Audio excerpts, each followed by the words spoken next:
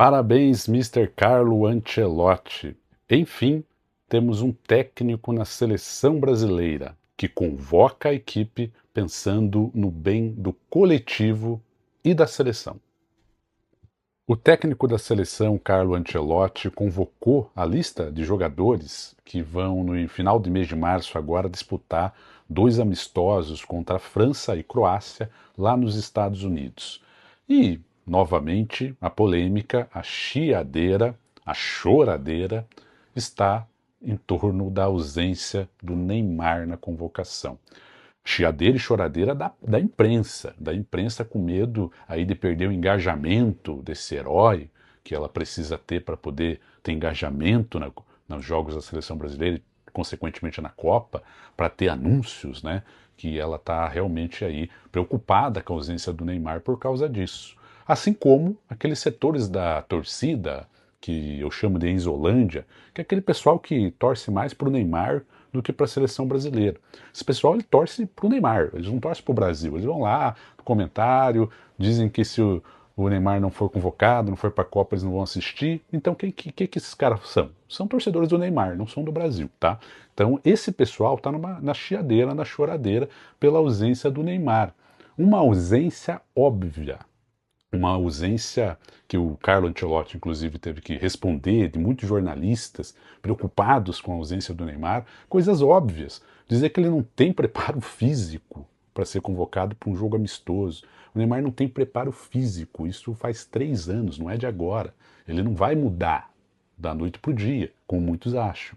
Ele não tem a parte técnica também, porque por mais que o cara ainda tenha o delírio do Neymar de 2014, ele não é mais esse cara faz muito tempo. Isso é um delírio, um delírio. Isso não vai acontecer.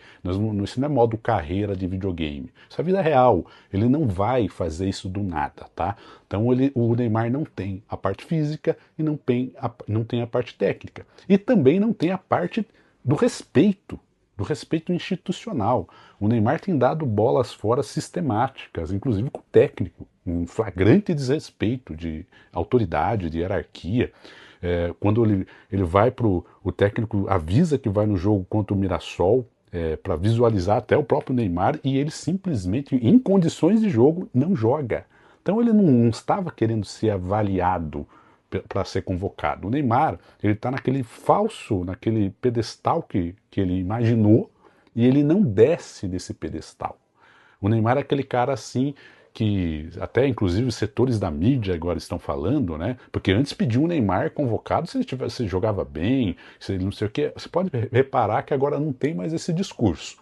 Agora o discurso é outro, porque eles perceberam que o Neymar não vai ter parte técnica, não vai ter parte física para jogar, não tem o respeito que eu falei, não tem o respeito, porque o técnico vai lá, ele não joga, ele vai na CBF cobrar comemoração de aniversário, acontece com um colega dele caso de racismo, como aconteceu com o Vini Júnior, ele sequer se manifesta, então ele não tem a liderança do grupo de fato, ele não dá a cara a tapa. Então, na verdade, o Neymar, ele quer ser convocado pelo nome. E o Ancelotti está dizendo isso em alto e bom som. Não vai ter convocação pelo nome. Se você não estiver jogando, se você não estiver bem fisicamente, você não vai ser convocado. Então o Neymar está fazendo tudo aquilo que o Ancelotti diz para ele de forma clara não fazer. Desça do pedestal imaginário que talvez você consiga ter uma convocação.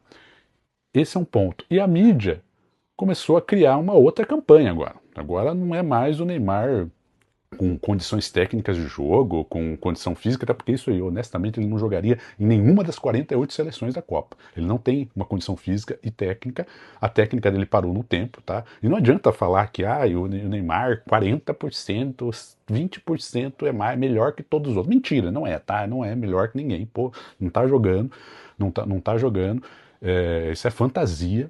Isso é fantasia. Agora a campanha da mídia e de parte dessa torcida é convocar o Neymar por gratidão. Agora temos que ter gratidão e levar o Neymar para a Copa porque ele é o maior artilheiro da equipe. Então é uma gratidão. Agora temos que ter gratidão pelo Neymar. Ué, Pelo amor de Deus, né? Chega a ser assim, ridículo, né? Outra coisa que eu ouvi também de setores especializados na mídia, né? Esse pessoal que eu falo que tá desesperado se não tiver o Neymar na Copa, eles vão postar sobre o quê, né?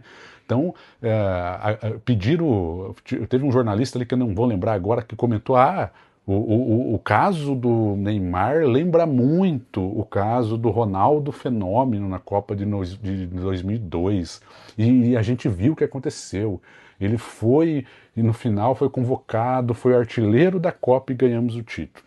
Não.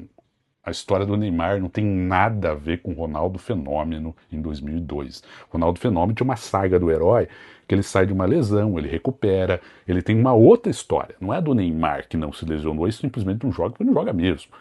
E outra que nós estamos falando de um outro nível. Essa que é a verdade.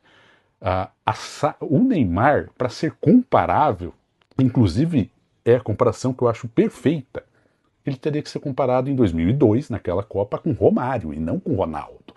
Romário, sim, havia toda uma pressão midiática, que é a que acontece agora com o Neymar, de levá-lo para a Copa. Todo mundo queria o Romário na Copa, porque o Romário era uma obrigação estar na lista.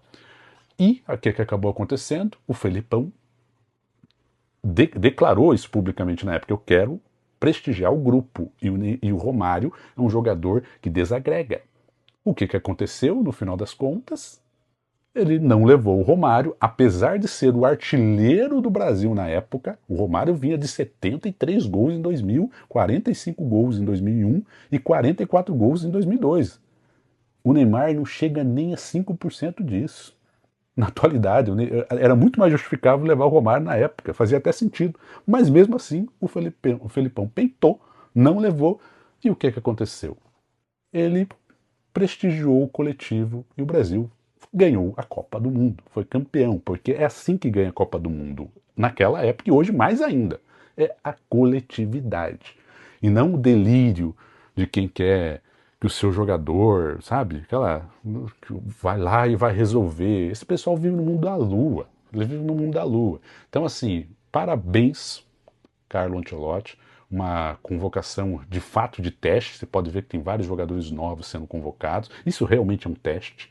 E quem quer ser convocado só pelo nome, que não quer estar em teste, né? Porque muita gente fala: o Neymar não precisa ser testado. Não, ele não precisa, né? Um cara que está 3 anos sem jogar bola não precisa ser testado. Um cara que tem um potencial desestruturar o grupo não precisa ser testado, né? Então, assim, tenho que dizer, esses setores da mídia que se diz especializada e da Enzolândia, honestamente, eu acho que a gente só tem que ignorar, porque assim, no final das contas é o que eu sempre digo: menos Neymar e mais Brasil. É esse o caminho do título da Copa. Mas eu queria ouvir o que você acha dessa convocação também, né? Você achou que a convocação do Carlo Ancelotti foi boa? Os nomes que ele traz são bons de serem testados? Você achou que o Neymar deveria ser convocado? Faltou o Neymar? O que você acha aí? Comenta pra gente. Eu, particularmente, acho até que o Ancelotti ajudou o Neymar, porque se ele for jogar com a França e com a Croácia, não ia dar muito certo. Eu acho até que pode ser até convocado lá contra o Egito e Panamá, que serão os próximos amistosos. Isso pode ajudar ele, tá? Porque contra a França e contra a Croácia não ia dar muito certo. Mas deixa o teu comentário aí, diga o que você achou da convocação e dessa polêmica, né? E segue a gente no canal também se você gosta dessa visão sem idolatria cega do futebol.